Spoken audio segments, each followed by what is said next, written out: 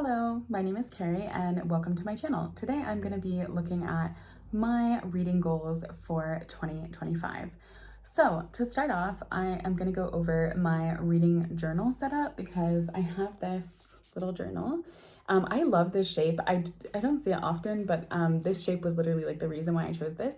I don't remember the brand name. It's I think it's Talon's Art Creation. This is like the thing in the back. But yeah, it's purple, my favorite color. And I just got some random stickers that I really love.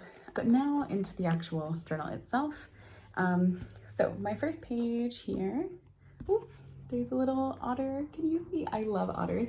If you can't tell, that's my cross stitch project up there. And then it says my 2025 reading journal and just like a sticker there. This was originally a completely like plain page. But I ended up accidentally ripping it when I first got this journal. So I actually put like a sticker over top and some washi tape because I thought it looked so awful and I didn't know what to do. So that's why this is just kind of like an introduction page. Now I have my goals page and I'm going to talk about what those goals are. So the first one is to read 100 books. I did this last year. The year before I read, I think 114. So it's been a couple years that I've been at 100 books and I know that it's manageable for me, especially because I've been trying to read much more poetry. I have been experimenting a little bit with graphic novels this year. So I think that this is definitely doable. The next one is a little bit more complicated and it is to write a review for every book that I read. I started this last year because I felt like I wasn't remembering enough about books. So usually as I'm reading now, I will start taking notes about my thoughts on the books or when I do like progress updates.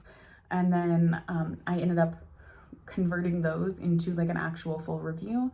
I really like this because I think it has made me think a little more critically about the books that I'm reading and it has helped me find ways to phrase my thoughts or my ramblings.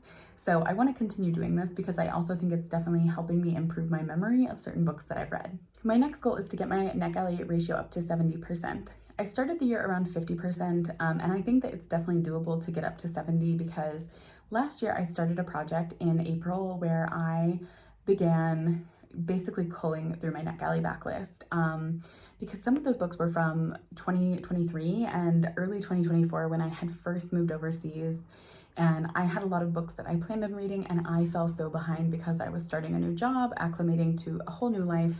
So many things were happening. So in April of last year, I started a plan to work through my backlist and I made it to, I think, like 28 books. So I, from April to like December, did not request any more books because I wanted to get through what I could. And now I'm on a plan where like basically I have to read a few books every month that are like NetGalley backlist. So how I've been reading those, because most of them are archived, I've either been purchasing a digital or audio copy of the books, or I have found them through like Everand, Spotify, or my local library app. Some of them I still have access to, like some of them are new releases that are upcoming, and I've been staying pretty on top of those. So I don't think it's going to be too hard to get to this because I have a good plan. I'm not requesting a lot.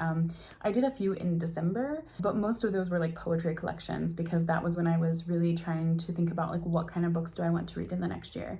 My only exceptions are if they're poetry collections because I know I can read those pretty quickly, or also if they are books by authors I've read before and I really enjoyed their works because obviously I have a higher likelihood of going to those books in the first place.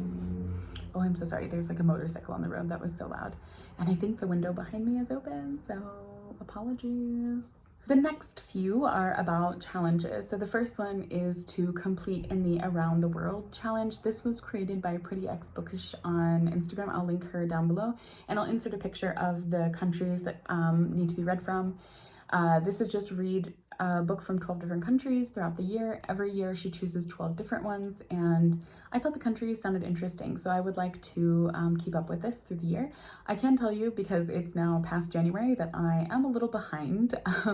However, I definitely have plans for each of the categories. The next challenge that I want to complete is the Sealy Challenge. I finished it last year and I would love to do this again in August. If you don't know, the Sealy Challenge was created by Nicole Sealy, the poet, and it is to read a book of poetry for every day in August 31 poetry collections, and it's so lovely. I'm kind of coming up with a list of collections because obviously there are a lot of poetry collections that I own or that I have digital copies of or audio copies, but I want to be intentional about when I'm reading certain things. So I've been trying to come up with a list of what do I really want to hold out on and wait for the Sealy Challenge, and what are ones that I want to prioritize sooner rather than later. But I'm really excited for this.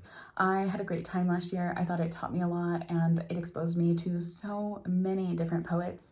And yeah, I think it's going to be a really fun experience again. The next two are kind of odd challenges. The first one is to participate in a book club, and I technically finished this last month. There's a book club that I think I'm going to continue attending, so I'm technically already crossing this one off, but I want to try and go more consistently.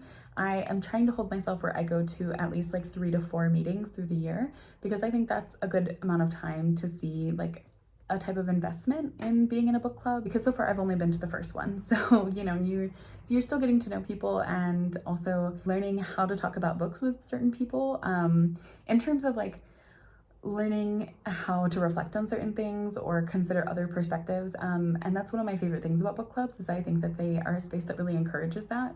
So I want to, I guess, go more consistently than just once. That's really the goal for this one. And the next one is to participate in Nonfiction November, which obviously Olive from abookolive is no longer hosting this, but I have a plan for this because I didn't really ever participate in the Nonfiction November challenges. So I'm gonna go back to the first year that she created challenges, and I'm going to read books for those prompts. So that's like my Nonfiction November goal, because I realized last year I didn't read a lot of nonfiction, and I do want to try and make more of an effort to do this. And Olive has so many amazing recommendations that I could truly be reading nonfiction forever. So I figure just try a few prompts at least. There's actually one on this list that I realized I forgot to mention under challenges, and that is Black Walnut's Decolonize Your Shelf Challenge. I'll put a picture in here and I'll link their page down below. Black Walnut is an Indigenous owned bookshop, and they every year come out with this challenge for decolonizing your shelf. And they have really interesting prompts. I think that this is a really great challenge, and I last year found that most of my reading naturally aligned with this challenge. But this year there are some that I am realizing I haven't really read books that would fit those before, and I want to seek them out. So I think that this is going to be a challenge that encourages me to learn more about my reading and about other books available, and I'm always happy to read more along those lines. The last goal that I have is to visit at least one bookstore on every trip that I've been on. I actually accomplished this already for January because I went to Athens for about a week with one of my close friends, and we went to a bookstore where I actually bought a book. 4 hours later. I got this book, The Islands of Myths and Miracles by Victoria Moss. I just thought the cover looked cool and the premise on it interesting. So yeah, I successfully did that for January. That was actually a used bookstore too, so that book was only like €2, which was amazing. I don't have any big trips planned for 2025. I'm visiting a friend in like the end of this month in like a neighboring town, and then I am going back to the States in August to visit my family. So I guess those are the ones that I need to consider. I think this is a really nice goal because it's always amazing to see local bookstores and try to support their local economy as well, and remind them that indie bookstores are the best bookstores. So those are the end of my reading goals. I hope that you enjoyed this video. Please let me know what your reading goals are for this new year, and I hope you enjoyed this video. Bye!